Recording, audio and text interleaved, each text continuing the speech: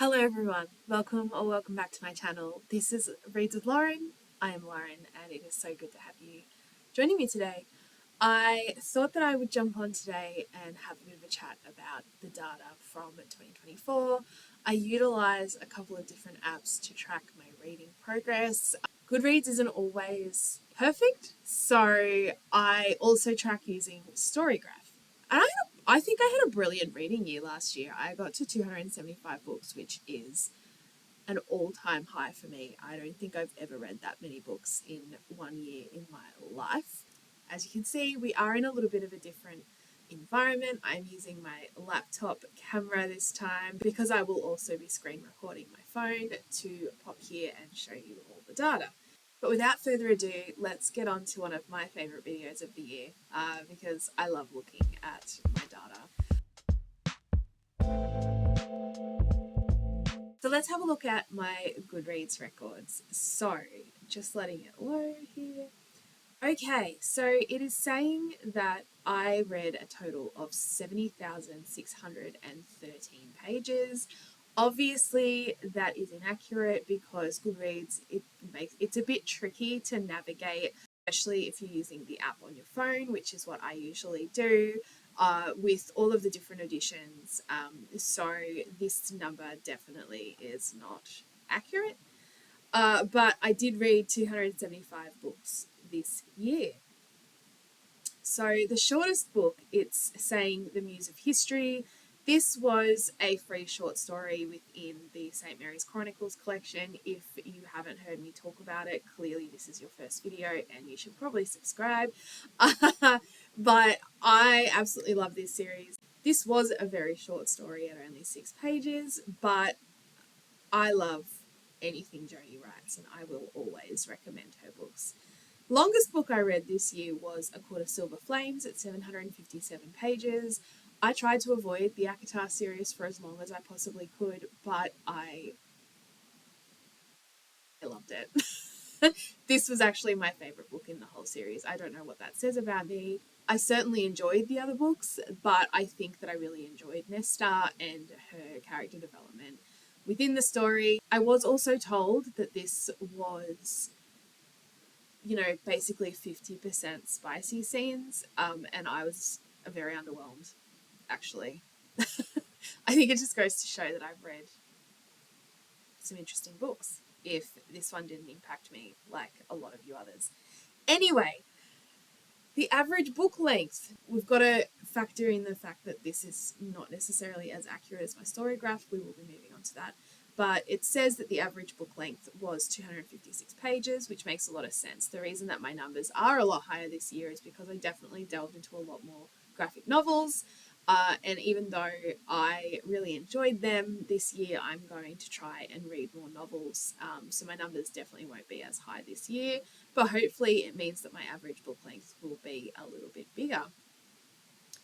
The most shelved book that I read last year was The Great Gatsby. Of course, that would be right up there.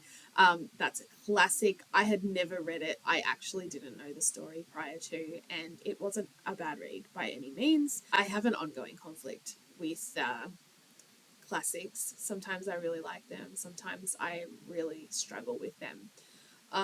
The least shelved, The Time They Saved Tomorrow by Steve Nellen. This was an arc that I picked up. I did not realize it was book 2 in the series. And I do go on to review it in my reviewing the 2024 books in one sentence each, but this one was a little lackluster. I feel like it was a bit of a filler between the books, and considering I hadn't read the first one, it was a struggle.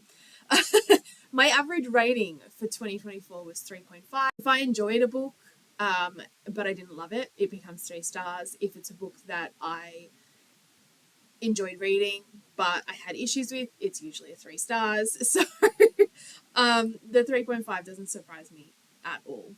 Highest rated on Goodreads was A Court of Mist and Fury. That makes sense because this was my second favourite after A Court of Silver Flames. My first review of the year was for the Saga graphic novel Volume 1. Really enjoyed it.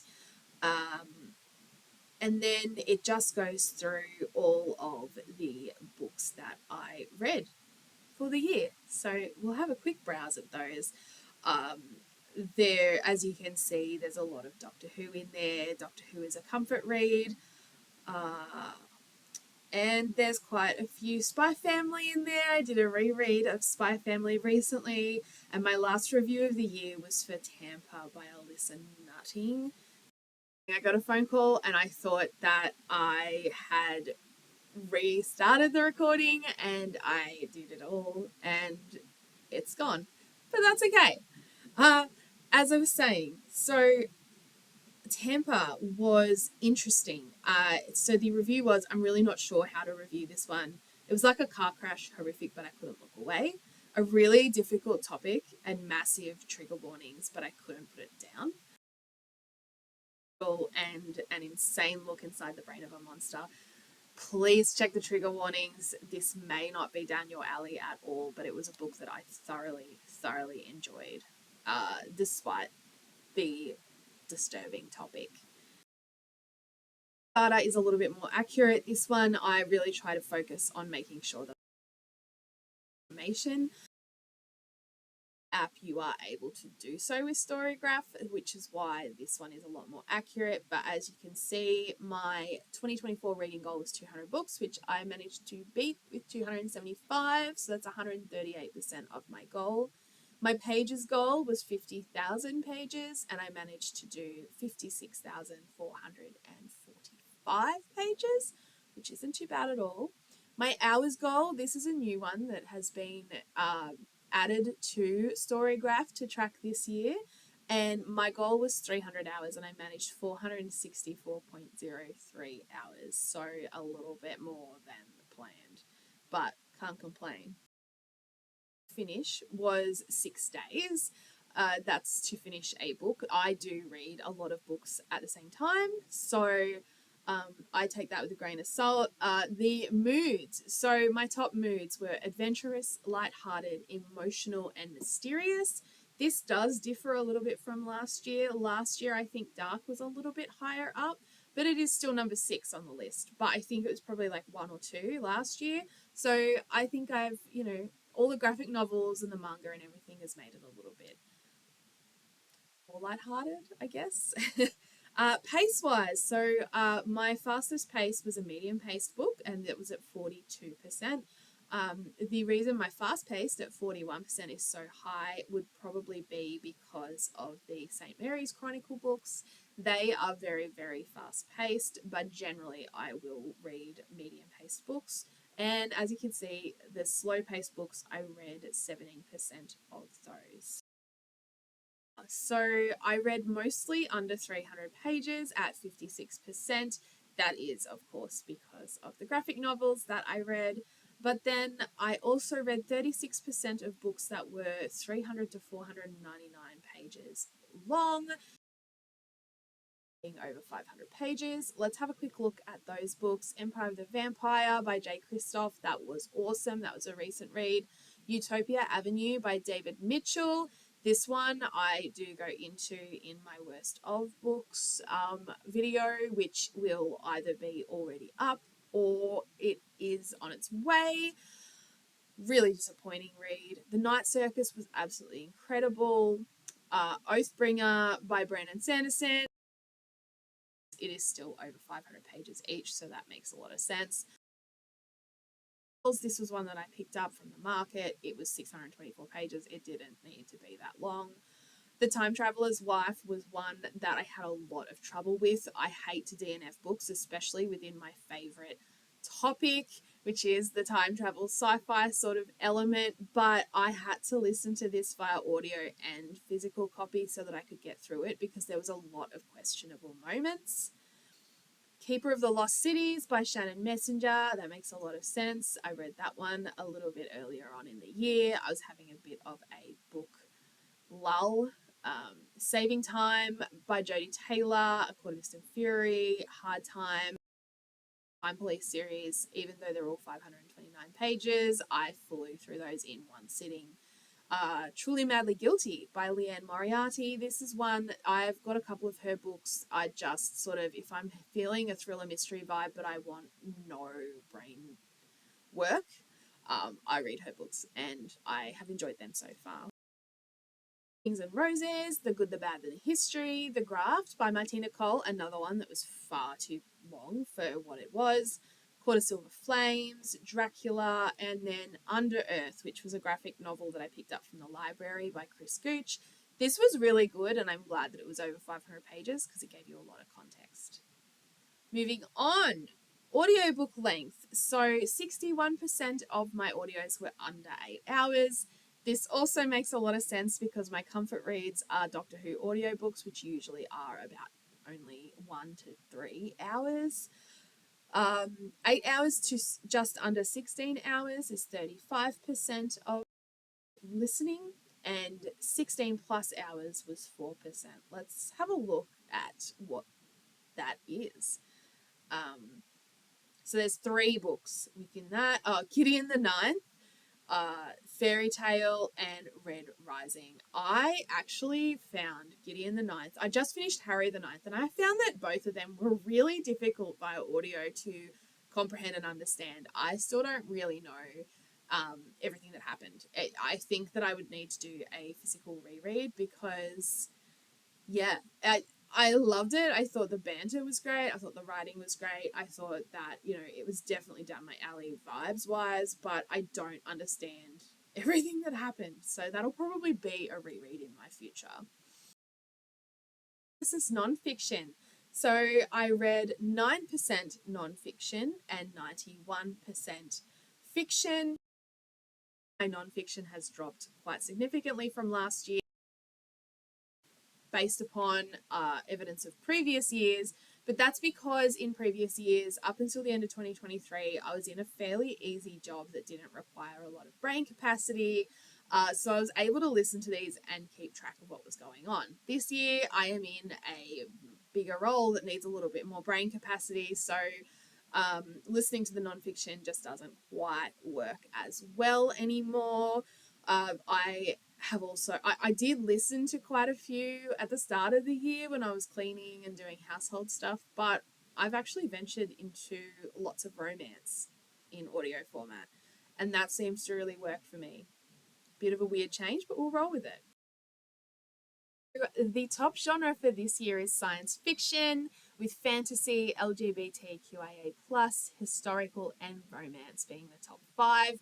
Science fiction has superseded fantasy for the first time, but I think that this is probably because I read a lot of Doctor Who books, and I also was focusing on getting through as many time travel books as I could.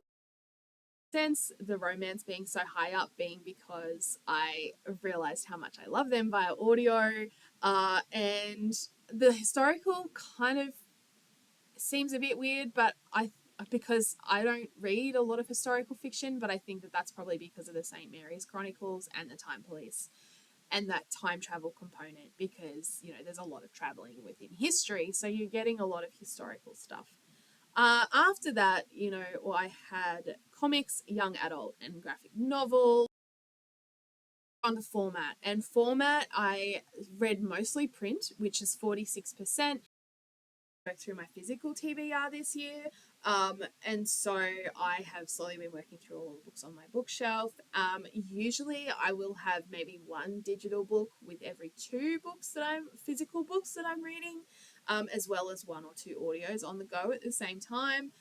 So digital and audio, it makes sense that they're sort of half of the thing and print is the other half.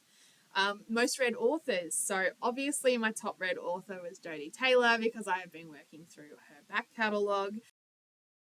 Isn't nearly high enough on this list in my opinion. He needs to be higher. I will remedy that this year. And Anne Rice are all graphic novel, manga, comic writers.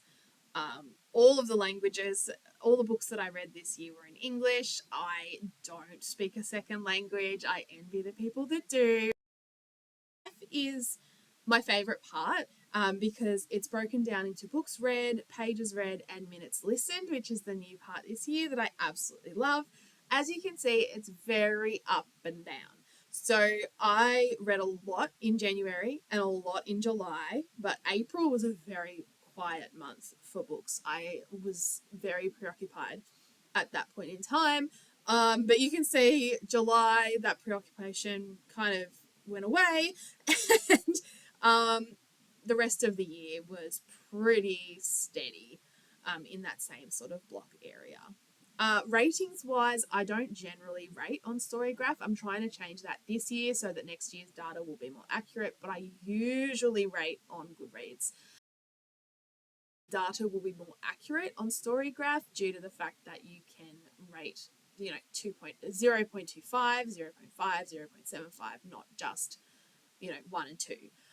So next year's data will hopefully be in regards to my ratings, but that's my data. I was a great year. I will continue on this trend of more sci-fi. I'm hoping to read a little bit less graphic novels and get my numbers up for my average for my average book size. But other than that, I'm pretty happy with the results. I think that this year will probably be relatively similar. I don't think that I will be, I'm still working my way through my physical TBR. I'm still working my way through my huge digital collection, and there's always audiobooks on the go. So hopefully it will be a really good year again. I don't think I'll hit the 275 mark again, but we'll see what happens. But that is all from me. The comments below if you track your data, and if you do, what sort of ways do you track your data? I do also have a data tracking spreadsheet that I've started since I started the Herkyed challenge back in July, but that is only from July onwards, so I didn't involve that in this one today, but I think that I will probably try and find a spreadsheet that I can incorporate so that I can really accurately ensure that I'm reviewing all the data that I have is accurate, because I am a data fiend. That's all from me today. I hope that you're having a really wonderful day, and I look forward to chatting with you again very, very soon. Goodbye, my darlings.